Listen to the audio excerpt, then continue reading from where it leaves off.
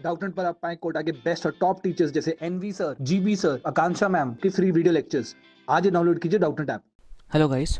तो हम स्टडी कर रहे थे अपना chapter transport in plants. Okay, last video में हमने स्टडी करा था कि वाटर रूट से और वी कैन से सॉइल से कैसे मूव करके एंटर करता है अपने वैस्कुलर टिश्यू जाइलम के अंदर। ओके, टू वेरियस मेथड्स जैसे कि एपोप्लास्ट हो गया और सिम्प्लास्ट हो गया। Okay, and most of the diffusion most of absorption जो होता है वाटर का वो कैसे होता है, वाया डिफ्यूजन होता है। ठीक है, कोई एक्टिव ट्रांसपोर्ट नहीं होता वाटर का। आज हम इस वीडियो में क्या पढ़ेंगे कि अब वाटर अपना जाइलम में एंटर तो कर गया, लेकिन जाइलम से ऊपर लीव्स तक वो कैसे पहुंचता है। ठीक है, तो उसके लिए दो अपने यहाँ पे प्रेशर्स रिस्पॉन्सिबल होते हैं। एक तो हो गया रूट प्रेशर जो कंट्रीब्यूट करता है किसको, पॉजिटिव हाइड्रोस्टैटिक प्रेशर। ये एक्ट करता है एज पॉजिटिव हाइड्रोस्टैटिक प्रेशर। ठीक है, दूसरा होता है यहाँ पे अपना ट्रांसपिरेशन पुल। ट्रांसपिरेशन पुल जो होता है ये एक्ट करता है एज नेगेटिव हाइड्रोस्टैटिक प्रेशर। अब पॉजिटिव और नेगेटिव में डिफरेंस क्या है, देखो, जब प्रेशर नीचे से अप्लाई किया जाता है या कह सकते हैं जब प्रेशर वाटर को नीचे से फोर्स किया जाता है ऊपर की साइड, ठीक है, तो वो हो गया अपना पॉजिटिव हाइड्रोस्टैटिक प्रेशर। और जब वाटर को ऊपर से सक किया जाता है, ठीक है, तो वो अपना क्या कहलाता है, नेगेटिव हाइड्रोस्टैटिक प्रेशर। ओके, तो ये आप जब इसको स्टडी करेंगे तो समझ जाएंगे। अब हमने जब लास्ट वीडियो एंड करी थी तो उसमें एक और चीज़ डिस्कस करी थी कि जो आयंस होते हैं उनका ट्रांसपोर्ट वैस्कुलर टिश्यूज़ तक यानी कि जाइलम तक कैसे होता है, एक्टिवली होता है। मोस्ट ऑफ आयंस जो होते हैं वो एक्टिवली ट्रांसपोर्ट होते हैं। ठीक है, और उसके रिस्पॉन्स में यानी कि उसके वजह से अपने जो वाटर होता है वो पैसिवली डिफ्यूज़ करता है। तो यहाँ पे भी वही कह रहे हैं कि वेरियस आयंस जो होते हैं अपने फ्रॉम सॉइल, इसको एक्टिवली ट्रांसपोर्ट किया जाता है किसके अंदर, वैस्कुलर टिश्यू ऑफ रूट के अंदर। ठीक है, उसके बाद वाटर जो होता है फॉलो करता है इस पोटेंशियल ग्रेडियंट। जैसे कि मान लो यहाँ पे कि ये जाइलम है, ठीक है, अब एक्टिवली ट्रांसपोर्ट करके थ्रू रूट यहाँ पे क्या आ गया, आयंस आ गए यानी कि सॉल्यूट्स आ गए अपने। तब जब सॉल्यूट एंटर करते हैं तो अपना वाटर पोटेंशियल क्या कर जाता है, हमने ऊपर भी स्टडी करा था, डिक्रीज करा था। क्यों, क्योंकि वाटर पोटेंशियल डायरेक्टली प्रोपोर्शनल है वाटर मॉलिक्यूल्स के कंसंट्रेशन पे। ठीक है, तो अगर उसमें हम सॉल्यूट ऐड करते हैं तो वो डिक्रीज कर जाता है। और अपना यहाँ पे यानी कि रूट्स की साइड और वी कैन से सॉइल में वाटर पोटेंशियल और we can say concentration of water molecules ज़्यादा है, तो यहाँ पे वाटर पोटेंशियल ज़्यादा है अपना। तो वाटर जो होगा अपना सॉइल से मूव करेगा किसके अंदर, इस जाइलम के अंदर। ठीक है, और कैसे मूव करता है, थ्रू सिम्प्लास्ट और एपोप्लास्ट। अब बेसिकली हम कह सकते हैं इस वजह से जो प्रेशर होता है इनसाइड जाइलम वो इंक्रीज करता है। क्यों, क्योंकि आयंस की वजह से, आयंस आने की वजह से वाटर जो है अपना नीचे से ऊपर आ रहा है, यानी कि इसको कोई फोर्स नीचे से ऊपर पुश कर रही है। ठीक है, और वो कौन सी फोर्स है, वो है अपना वाटर पोटेंशियल। वाटर पोटेंशियल उसको नीचे से ऊपर की साइड पुश कर रहा है। यानी कि वो क्या है, हमने बोला था जब नीचे से प्रेशर आता है या नीचे से कोई चीज़ पुश करती है वाटर को तो अपना पॉजिटिव हाइड्रोस्टैटिक प्रेशर है। ठीक है, तो आगे यहाँ पे यही मेंशन कर रखा है, देखो कि this increases pressure inside xylem. और ये जो पॉजिटिव प्रेशर होता है इसी को हम क्या कहते हैं, रूट प्रेशर कहते हैं। अब रूट प्रेशर का कंट्रीब्यूशन कंपेयर टू ट्रांसपिरेशन बहुत कम होता है वाटर की मूवमेंट में। ठीक है, ये वाटर को पुश कर देता है स्मॉल हाइट्स तक, लेकिन अगर बहुत लंबा प्लांट है तो वहाँ पे अपना सिर्फ रूट प्रेशर अकेले काम नहीं कर सकता। अब यहाँ पे हमें बोला है कि आप रूट प्रेशर कैसे देख सकते हैं एक्सपेरिमेंटली कि एग्जिस्ट करता है। तो हमें कोई भी सॉफ्ट स्टेम प्लांट लेना है, ठीक है, अब उसको कट कर देना है कहाँ पे, बेस पे with the help of sharp blade. और ये आपको कब करना है, अर्ली मॉर्निंग में करना है। ठीक है, या कह सकते हैं ऐसे डे पे करना है जब अपना एटमॉस्फेरिक मॉइस्चर ज़्यादा हो। क्यों, क्योंकि देखो अर्ली मॉर्निंग पे ये जब ह्यूमिडिटी ज़्यादा होती है तो उस टाइम पे अपना ट्रांसपिरेशन कम होता है, ये हम स्टडी करेंगे। ठीक है, और जब ट्रांसपिरेशन कम होगा तो यानी कि सारा का सारा कंट्रीब्यूशन या वाटर का मूवमेंट किसके थ्रू होगा, सिर्फ पॉजिटिव हाइड्रोस्टैटिक प्रेशर की वजह से यानी कि रूट प्रेशर की वजह से।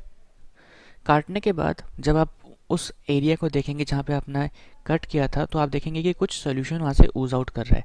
ठीक है, और अगर आप उस कट स्टेम के ऊपर रबर ट्यूब फिक्स कर देंगे तो एक्चुअली आप क्या कर सकते हैं, उस फ्लूइड को कलेक्ट भी कर सकते हैं, जिसको हम क्या कहते हैं, एक्सुडेट ठीक है, और कितना फ्लूइड कितने टाइम में इकट्ठा हो रहा है, तो उसके हेल्प से हम रेट ऑफ एक्सुडेशन और we can say root pressure को भी कैलकुलेट कर सकते हैं। आगे आते हैं, तो अब यहाँ पे बात कर रहे हैं इफ़ेक्ट्स ऑफ रूट प्रेशर की। ये बहुत इंपॉर्टेंट है, इसके थ्रू ज़रूर कोई ना कोई क्वेश्चन देखने को मिलता है।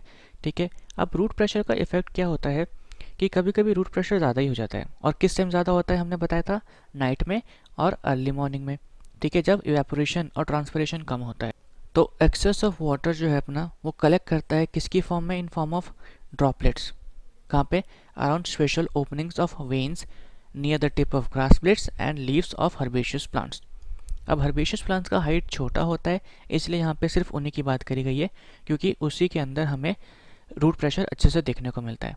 ठीक है, तो such water loss in liquid phase is known as guttation. अब मान लो कि यहाँ पे क्या कह रहे हैं कि ये लीफ हो गई अपनी, तो लीफ की मार्जिन से यहाँ पे वेन्स का ओपनिंग होता है। ठीक है, तो टिप पे और मार्जिन्स पे यहाँ से क्या करता है, फ्लूइड जो है अपना ऊज आउट करता है। कब, अर्ली मॉर्निंग में और इवनिंग में, किसकी वजह से, पॉजिटिव रूट प्रेशर की वजह से। तो इसी को हम क्या कहते हैं, ग्यूटेशन कहते हैं। अब यहाँ पे एक और टर्म आता है, वो है अपना हाइडाथोट्स। अब हाइडाथोट्स क्या है, तो ये जो कह रहे थे ओपनिंग ऑफ वेन्स, ठीक है, तो ये जो ओपनिंग है यहाँ पे वेन्स की, उसी को हम क्या कहते हैं, हाइडाथोट्स कहते हैं। तो एग्जाम में पूछते हैं हमसे कि हाइडाथोट्स में और स्टोमेटा में क्या डिफरेंस है, तो स्टोमेटा के थ्रू अपना वाटर भी निकलता है और गैसेस एक्सचेंज भी होता है, लेकिन हाइडाथोट्स के थ्रू सिर्फ क्या होता है, वाटर ऊज आउट करता है। ठीक है, और ये बेसिकली किस में होते हैं, अपने स्मॉल हर्बेशियस प्लांट्स के अंदर होते हैं। आगे मूव करते हैं। अब यहाँ पे कह रहा है कि रूट प्रेशर जो होता है can be best only provide to modest push, यानी कि रूट प्रेशर सिर्फ हल्का सा पुश प्रोवाइड करने के लिए काफ़ी है, जो कि हमने पहले ही बताया था, क्योंकि इतना इफेक्टिव नहीं होता कि ये बहुत लॉन्ग ट्री में, यानी कि नीचे से अपने वाटर को ऊपर भेज दे।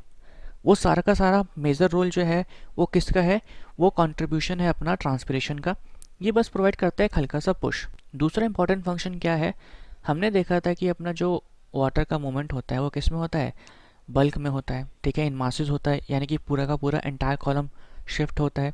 स्टडी करा था ऊपर, तो ये जो एंटायर कॉलम है ये ब्रेक ना हो, किसकी वजह से, ट्रांसपिरेशन के टेंशन की वजह से।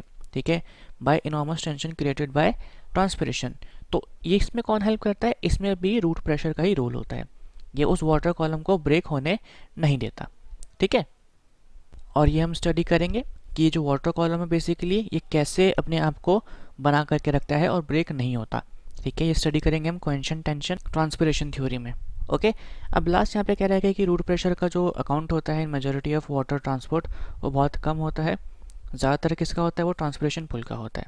ओके, तो आगे सब रूट प्रेशर का काम समझ में आ गया है, क्या क्या फंक्शन है इसका, हल्का सा पुश करना और वाटर कॉलम जो होता है उसको कंटिन्यूस रखना, ब्रेक ना होने देना।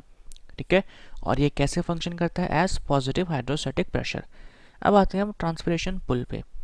ट्रांसपिरेशन पुल बेसिकली है क्या, देखो यहाँ पे क्या होता है कि स्टोमेटास, हम पढ़ेंगे आगे ट्रांसपिरेशन में, पहले ब्रीफ इन्फॉर्मेशन यहाँ पे लेनी है कि स्टोमेटास जो होते हैं उनके थ्रू वाटर इवेपोरेट करता है। ठीक है, तो जब वाटर इवेपोरेट करता है तो स्टोमेटस के बीच में और जाइलम के बीच में, जाइलम ऑफ लीफ के बीच में एक कॉन्टिन्यूस वाटर का फिल्म होता है पूरा का पूरा। ठीक है, तो जब वाटर वहाँ से इवेपोरेट करता है तो पूरा का पूरा एंटायर कॉलम जाइलम के अंदर वो क्या कर जाता है, ऊपर की साइड मूव करता है। ठीक है, अब जब वो एंटायर कॉलम ऊपर की साइड मूव करता है तो उसके साथ साथ जो नीचे के कॉलम्स होते हैं वो भी मूव करते हैं ऊपर, तो अल्टीमेटली एक सक्शन प्रेशर जनरेट होता है। ठीक है, कह सकते हैं एक पुल फोर्स जनरेट होता है, किसकी वजह से, ट्रांसपिरेशन की वजह से, उसी को हम क्या कहते हैं, ट्रांसपिरेशन पुल। अब अपने जो प्लांट्स होते हैं इनके अंदर कोई सर्कुलेटरी सिस्टम तो होता नहीं है, यानी कि कोई हार्ट वगैरह तो है नहीं जो वाटर को पंप कर देगा नीचे से ऊपर की साइड। ठीक है, तो यहाँ पे जो है लॉन्ग डिस्टेंस मूवमेंट किसकी वजह से होता है, ट्रांसपिरेशन पुल की वजह से होता है। और यहाँ पे हम स्टडी करेंगे एक बहुत ही इंपॉर्टेंट थ्योरी जिसका नाम क्या है, coherent tension transpiration pull theory. फिर यहाँ पे हम स्टडी करेंगे उससे पहले कि ट्रांसपिरेशन बेसिकली होता क्या है, तो मैंने आपको बता दिया कि वाटर वेपर का जो लॉस होता है, ठीक है, उसी को हम क्या कहते हैं, ट्रांसपिरेशन। किसके थ्रू होता है, वो स्टोमेटा के थ्रू होता है। तो देखो अब हम आते हैं ट्रांसपिरेशन पे। तो सिंपल टर्म्स में ट्रांसपिरेशन है क्या, इवेपोरेटिव लॉस ऑफ वाटर, यानी कि जब अपने वाटर का लॉस होता है किसके फॉर्म में, वाटर वेपर के फॉर्म में, तो वही होता है अपना ट्रांसपिरेशन। और किसके थ्रू होता है, तो ये अगर करता है स्टोमेटास के थ्रू। ठीक है, अब स्टोमेटास का काम लॉस ऑफ वाटर वेपर करने के अलावा यानी कि ट्रांसपिरेशन करने के अलावा और क्या क्या है, तो ये exchange of oxygen and carbon dioxide भी करवाते हैं लीफ के अंदर। और एक्सचेंज ऑफ गैसेस हमने पढ़ा था किसके थ्रू होता है, डिफ्यूजन के थ्रू होता है। आगे आते हैं, अभी कह रहे हैं कि स्टोमेटा जो अपना ये यूजुअली ओपन करता है डे टाइम में और क्लोज करता है ड्यूरिंग नाइट। ठीक है, और इसका ओपनिंग और क्लोजिंग का जो मेन कॉज क्या है वो है चेंज इन टर्जिडिटी किसके, ऑफ गार्ड सेल्स। अब अगर टर्जिडिटी किसी को नहीं पता तो ये क्या होता है, स्टेट ऑफ बीइंग टर्जिड। ठीक है, टर्जिड और वी कैन से स्वॉलन। तो अपने गार्ड सेल्स जब स्वॉल कर जाते हैं तो स्टोमेटा ओपन कर जाते हैं, और जब ये फिर से नॉर्मल हो जाते हैं यानी कि श्रिंक कर जाते हैं, फ्लैसिड हो जाते हैं, तो स्टोमेटा जो होते हैं क्लोज कर जाते हैं। ठीक है, तो अब यहाँ पे देखो बता रखा है कि जब टर्जिडिटी इंक्रीज करती है यानी कि जब अपने गार्ड सेल्स स्वॉलन अप हो जाते हैं, इसकी वजह से क्या होता है, इनकी thin outer walls, guard cells के स्ट्रक्चर में अभी हम देखेंगे इनकी जो आउटर वॉल्स होती है वो थिन होती है और इनर वॉल्स जो होती है वो थिक होती हैं। तो इनकी thin outer walls bulge out करती हैं। ठीक है, और इनर वॉल्स जो होती हैं उस वजह से कैसे हो जाती हैं, क्रीसेंट शेप। क्रीसेंट शेप कह सकते हैं या कह सकते हैं आप शी शेप्ड, यानी कि इनकी इनर वॉल्स इस वाले डायग्राम में देखो टर्जिडिटी की वजह से कैसी हो गई है, सी शेप्ड। ठीक है, जिस वजह से अपने स्टोमेटा जो है वो ओपन कर गए हैं। साथ ही साथ टर्जिडिटी की वजह से जो माइक्रोफिब्रिल्स होती हैं उनका ओरिएंटेशन भी चेंज हो जाता है किसके अंदर, गार्ड सेल्स के अंदर। गार्ड सेल्स के अंदर प्रेजेंट होते हैं माइक्रोफिब्रिल्स, ये आप देख रहे हैं। तो जब टर्जिडिटी इंक्रीज कर जाती है तो अपना ओरिएंटेशन कैसा हो जाता है इनका, माइक्रोफिब्रिल्स का रेडियली, जैसे कि आप यहाँ पे देख सकते हैं अभी रेडियल अरेंजमेंट है। ठीक है, जब अरेंजमेंट कैसा हो, ऐसा हो तो उसको हम कहते हैं रेडियली। और रेडियली अरेंजमेंट की वजह से अपना शेप होता है गार्ड सेल का, क्रीशन शेप हो जाता है, जिस वजह से स्टोमेटास जो है वो ओपन कर जाते हैं। जब टर्जिडिटी डिक्रीज कर जाती है यानी कि जब इसके अंदर पानी हट जाता है, ठीक है, अब ये टर्जिडिटी आती कैसे है कैसे नहीं आती ये हम स्टडी करेंगे डिटेल में, तो अभी आप पहले बेसिक्स देखो उसके, फिर उसके बाद आते हैं वहाँ पे। ठीक है, तो मान लो कि अभी टर्जिडिटी डिक्रीज कर गई तो ये जो अपने माइक्रोफिब्रिल्स थे ये रेडियल की जगह कैसे हो जाएंगे, अब हॉरिजॉन्टली, यानी कि ऐसे अरेंज हो जाएंगे सारे, जिस वजह से इसका जो क्रीशन शेप था वो वापस कैसे हो जाता है, नॉर्मल हो जाता है। और we can say inner walls जो होती हैं वो वापस अपने नॉर्मल पोजीशन पे आ जाती हैं और स्टोमेटा जो है अपना वो क्लोज कर जाता है। ठीक है, और ये कैसे होता है, टर्जिडिटी कम कैसे होगी, जब ये वाटर लॉस करेंगे, और ये वाटर लॉस कैसे होता है इसको भी हम स्टडी करेंगे। ठीक है, तो अब हम स्टडी करते हैं सबसे पहले क्या, स्टोमेटा का स्ट्रक्चर, कौन कौन से सेल्स होते हैं, फिर उसके बाद ओपनिंग और क्लोजिंग कैसे होती है। ये टर्जिडिटी की जो हम बात कर रहे हैं बार बारी कि अपना स्टोमेटा स्वॉलन कर रहा है, फिर से फ्लैसिड हो रहा है यानी कि वाटर लॉस कर रहा है, वाटर गेन कर रहा है, ये बेसिकली हो कैसे रहा है। ओके, तो स्टडी करते हैं इस डायग्राम को एक बार फिर से। तो आपको जो सेंटर में ये पोर लाइक स्ट्रक्चर दिख रहा है और वी कैन से जो टाइनी अपर्चर दिख रहा है, यही क्या होता है अपना, ये होता है स्टोमेटा। ओके, इनके थ्रू ट्रांसपिरेशन और गैसेस एक्सचेंज होता है। अब स्टोमेटा जो होते हैं अपने, ये सराउंडेड होते हैं by specialized epidermal cells. Okay, इन एपिडर्मल सेल्स को हम क्या कहते हैं, गार्ड सेल्स कहते हैं। इनका शेप जो होता है वो वैरी करता है किसके अंदर, मोनोकॉट्स के अंदर और डाइकॉट्स के अंदर। मोनोकॉट्स में अपने गार्ड सेल्स जो होते हैं कैसे होते हैं, डम्बल शेप्ड। ओके, और डाइकॉट्स के अंदर अपने गार्ड सेल्स जो होते हैं ये होते हैं किडनी शेप्ड और we can say bean shaped. तो इस डायग्राम में आप देख सकते हैं यहाँ पे शेप कैसी है, किडनी शेप्ड है, यानी कि डायग्राम किसका है, डाइकॉट का है। ओके, दूसरी बात, अपने जो गार्ड सेल्स होते हैं इनकी इनर वॉल्स कैसी होती हैं, थिक और इलास्टिक, और इनकी आउटर वॉल्स जो होती हैं ये कैसी होती हैं, थिन और इन इलास्टिक। तो एग्जाम में एक क्वेश्चन यहाँ से आता है कि गार्ड सेल्स की इनर और आउटर वॉल कैसी होती हैं। ओके, गार्ड सेल्स के अंदर आपको देखने को मिलते हैं क्लोरोप्लास्ट, और ये क्लोरोप्लास्ट ओपनिंग और क्लोजिंग में पार्टिसिपेट करते हैं, इनका एक इंपॉर्टेंट रोल होता है। वो क्या होता है वो हम देखेंगे, इसलिए हमने बताया यहाँ पे। ठीक है, अब गार्ड सेल्स जो होते हैं अपने इंटर्न वो सराउंडेड होते हैं बाय लार्ज एपिडर्मल सेल्स। ये आप देख सकते हैं ये लार्ज एपिडर्मल सेल्स हैं, इनको हम क्या कहते हैं, सब्सिडियरी सेल्स। ओके, या इसका दूसरा नाम क्या है, एसेसरी सेल्स। अब एग्जाम में एक क्वेश्चन और आता है कि स्टोमेटल अपैरेटस, उसके अंदर क्या क्या प्रेजेंट होता है, या स्टोमेटल अपैरेटस अपना किसका बना होता है। तो स्टोमेटा, गार्ड सेल्स ओके, और अपना एसेसरी सेल्स, ये तीनों मिलके क्या बनाते हैं, कॉम्प्लेक्स बनाते हैं, और उसी को हम क्या कहते हैं, स्टोमेटल अपरेटस। ओके, तो स्टोमेटा का बेसिक स्ट्रक्चर हो गया। एग्जाम में इसके अलावा स्टोमेटा से कोई क्वेश्चन नहीं आएगा, ठीक है। क्वेश्चन ये आ सकता है एक और कि मोनोकॉट लीफ में और डाइकॉट लीफ में स्टोमेटास का डिस्ट्रीब्यूशन कैसे होता है। तो यहाँ पे दोनों ही सरफेस पे, यानी कि अपर एपिडर्मिस ऑफ लीफ और लोअर एपिडर्मिस पे इक्वल डिस्ट्रीब्यूशन होता है। यह आपने आई गेस एनाटॉमी में भी पढ़ा होगा, ठीक है। और डाइकॉट के केस में अपने जो स्टोमेटास होते हैं ये मोस्टली लोअर एपिडर्मिस पे ही देखने को मिलते हैं, ठीक है। अगर वहाँ पे नहीं पढ़ा तो अब यहाँ पे हमने पढ़ लिया, एग्जाम में इससे रिलेटेड क्वेश्चन आएगा तो आप कर सकते हैं। अब हम देखेंगे कि जिस टर्जिडिटी की बात कर रहे थे हम, ठीक है, वो टर्जिडिटी स्टोमेटास के अंदर कैसे डेवलप होती है और कैसे अपने स्टोमेटास ओपन और क्लोज करते हैं। तो अब हम पढ़ेंगे मैकेनिज्म किसका, of opening and closing of stomata. तो इसके लिए एक ही थ्योरी थी अपने पास जो हमें दी थी, किसने, दो साइंटिस्ट थे अपने, एक थे इमेमुरा, ओके, और दूसरे थे फुजिनो।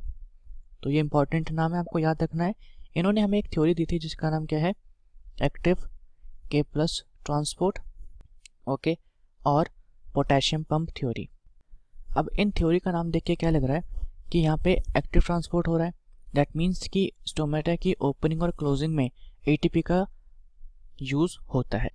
अब हम स्टडी करेंगे किसके बारे में, ओपनिंग ऑफ स्टोमेटा, ठीक है। अब स्टोमेटा जो होते हैं ये ओपन करते हैं कब, सिर्फ ड्यूरिंग लाइट। और लाइट में ही ओपन क्यों करते हैं, उसका एक रीज़न है और वो हमें पता लगेगा इस डायग्राम के हेल्प से। तो देखो, हमने बताया था कि गार्ड सेल्स जो होते हैं उसके अंदर प्रेजेंट होते हैं क्या, क्लोरोप्लास्ट, ठीक है। तो क्लोरोप्लास्ट जो होगा वो क्या फॉर्म करेगा, क्लोरोप्लास्ट जो है गार्ड सेल्स के अंदर वो बनाएगा ग्लूकोज। ग्लूकोज बहुत सारे मिलके क्या बना देंगे, स्टार्च बना देंगे, ठीक है। अब जो स्टार्च होते हैं और अदर कार्बोहाइड्रेट्स होते हैं, ये एएमपी पाथवे, जिसको हम क्या कहते हैं, एम्बडन मेयरहोफ और पार्नस पाथवे, जिसको हम क्या कहते हैं, ग्लाइकोलाइसिस भी कहते हैं। और ये हम स्टडी करेंगे रेस्पिरेशन के अंदर। अभी आप ये समझ लीजिए कि अपने स्टार्च और अदर कार्बोहाइड्रेट जो होते हैं इनका क्या होता है, पार्शियल ऑक्सीडेशन होता है, ठीक है, जिस वजह से ये चेंज हो जाते हैं किसके अंदर, पीईपी के अंदर। पीईपी यहाँ पे क्या है, phosphoenol pyruvate, okay. Phosphoenol pyruvate जो होता है फिर अपना एक कार्बन डाइऑक्साइड एक्सेप्ट करता है और चेंज हो जाता है किसके अंदर, ऑक्सैलोएसिटिक एसिड के अंदर। फाइनली यहाँ पे हमें मिलता है मैलिक एसिड। अब मैलिक एसिड जो होता है अपना, ये डिसोसिएट करता है किसके अंदर, मैलेट आयंस और हाइड्रोजन आयंस के अंदर। अब ये जो हाइड्रोजन आयंस यहाँ पे बन रहे हैं इनको हाइड्रोजन पोटेशियम पंप के थ्रू पुश कर दिया जाता है सब्सिडियरी सेल्स के अंदर, और सब्सिडियरी सेल्स से अपना पोटेशियम जो होता है वो आ जाता है कहाँ पे, गार्ड सेल्स के अंदर। अब देखो यहाँ पे क्या है, ये अपना पंप हो गया, एक आयन इधर जा रहा है, एक आयन इधर आ रहा है। तो हमने पढ़ा था इसको हम क्या कहते हैं, जब अपोजिट डायरेक्शन में होता है दो आयंस का ट्रांसपोर्ट तो एंटीपोर्ट कहते हैं। तो ऐसे आपको कंसेप्ट को रिलेट करके पढ़ना चाहिए, ठीक है। अब क्योंकि यहाँ पे एटीपी का यूज़ हो रहा है, डेट मीन्स कि ये कैसा है, एक एक्टिव ट्रांसपोर्ट है। तो अब देखो यहाँ पे पोटेशियम अपना अंदर आ चुका है, ये रहा अपना पोटेशियम। और पोटेशियम क्योंकि पॉजिटिव चार्ज होता है तो उसको थोड़ा बैलेंस करने के लिए क्लोरीन भी अंदर आ जाता है। अब ये जो पोटेशियम होता है और मैलेट आयन, ये दोनों आपस में कंबाइन कर जाते हैं और ये फॉर्म करते हैं पोटेशियम मैलेट। अब ये जो पोटेशियम मैलेट बना है अपना, ये एंटर कर जाता है वैक्यूल के अंदर और वहाँ पे ये इंक्रीज करता है ऑस्मोटिक पोटेंशियल, ठीक है। ऑस्मोटिक पोटेंशियल कह सकते हैं, we can say solute potential. अब हमें पता है जब हम सॉल्यूट ऐड करते हैं, ठीक है, तो अपना वाटर पोटेंशियल क्या कर जाता है, डिक्रीज कर जाता है। तो गार्ड सेल्स के अंदर वाटर पोटेंशियल डिक्रीज कर गया है, ठीक है, और बाहर यानी कि अपने जो सब्सिडियरी सेल्स हैं उसके अंदर वाटर पोटेंशियल ज़्यादा है। और वाटर जो होता है अपना मूव करता है कहाँ से कहाँ पे, हायर वाटर पोटेंशियल से लो वाटर पोटेंशियल पे। दैट मीन्स कि अब वाटर जो है वो मूव करेगा किसके अंदर, गार्ड सेल्स के अंदर, जिसकी वजह से अपने गार्ड सेल्स जो होंगे ये क्या हो जाएंगे, टर्जिड, और we can say swollen up कर जाएंगे। और स्वल अप करेंगे तो यहाँ पे जो माइक्रोफिब्रिल्स हैं वो कैसी हो जाएंगी, रेडियली अरेंज्ड हो जाएंगी, ठीक है। और इनका शेप भी कैसा हो जाएगा, क्रीसेंट हो जाएगा। तो आई गेस अब आप सारे कॉन्सेप्ट जो हमने पीछे पढ़े थे उसको रिलेट कर पा रहे हैं, ठीक है, कि सबसे पहले शेप देखा हमने इसका, ठीक है, शेप के बाद हमने स्टोमेटस के कुछ कैरेक्टरिस्टिक्स पढ़े कि कैसे कैसे सेल्स से सराउंडेड होता है और उन सेल्स का क्या पार्टिसिपेशन होता है, क्लोरोप्लास्ट का क्या पार्टिसिपेशन होता है इसको टर्जिट करने में, और टर्जिट करने के बाद माइक्रोफिब्रिल्स का ओरिएंटेशन कैसे चेंज होता है, तो अल्टीमेटली अब अपने स्टोमेटास क्या है, ओपन हो गए हैं। ठीक है, ये बात कब की हो रही है, दिन की हो रही है। तो अब हम देखते हैं कि क्लोजिंग के केस में क्या होता है। तो क्लोजिंग तो देखो और भी ईजी है, बस आपको एक चीज़ याद रखनी है क्लोजिंग में कि यहाँ पे एक इम्पॉर्टेंट हार्मोन वर्क करता है जिसको हम क्या कहते हैं, ABA, और इसका पूरा नाम क्या है, एब्सिसिक एसिड। ओके, अब ये एब्सिसिक एसिड क्या करता है, रात को हमने जो पढ़ा था क्या, पोटेशियम और हाइड्रोजन आयन पंप, इसको क्लोज कर देता है। ओके, मोर ओवर जो अपना बचा खुचा पोटेशियम होता है उसको वापस सब्सिडियरी सेल्स में ट्रांसपोर्ट भी कर देता है या थ्रू पंप करवा देता है, उसके बाद बंद करता है। अब क्या है, पोटेशियम मैलेट नहीं बनेगा, पोटेशियम मैलेट नहीं बनेगा तो अपना ऑस्मोटिक पोटेंशियल इंक्रीज नहीं करेगा वैक्यूल्स के अंदर, और वैक्यूल्स के अंदर ऑस्मोटिक पोटेंशियल इंक्रीज नहीं करेगा तो वाटर भी गार्ड सेल्स के अंदर मूव नहीं करेगा। बट बात ये आती है कि इस हार्मोन का सिक्रीशन या कह सकते हैं हार्मोन जो है अपना, ये एक्टिवेट कब होता है, तो जब प्लांट के अंदर CO2 का कंसंट्रेशन बहुत हाई होता है तो अपना एब्सिसिक एसिड या एब्सिसिक एसिड जो हार्मोन है ये एक्टिवेट हो जाता है। ठीक है, और रात को आपको पता है फोटोसिंथेसिस होता नहीं है तो जाहिर सी बात है कि CO2 का कंसंट्रेशन तो बढ़ना ही है, इसलिए रात को एब्सिसिक एसिड बढ़ जाता है और अपना स्टोमाटा का क्लोजर हो जाता है। आते हैं वापस NCERT पे। तो यहाँ पे हमने सब कुछ देख लिया है क्या कि अपने स्टोमेटा जो हैं वो टर्बिड कैसे हो रहे हैं और फ्लैसिड कैसे हो रहे हैं, और फिर अल्टीमेटली माइक्रोफिब्रिल्स का ओरिएंटेशन उनकी वजह से कैसे हो रहा है।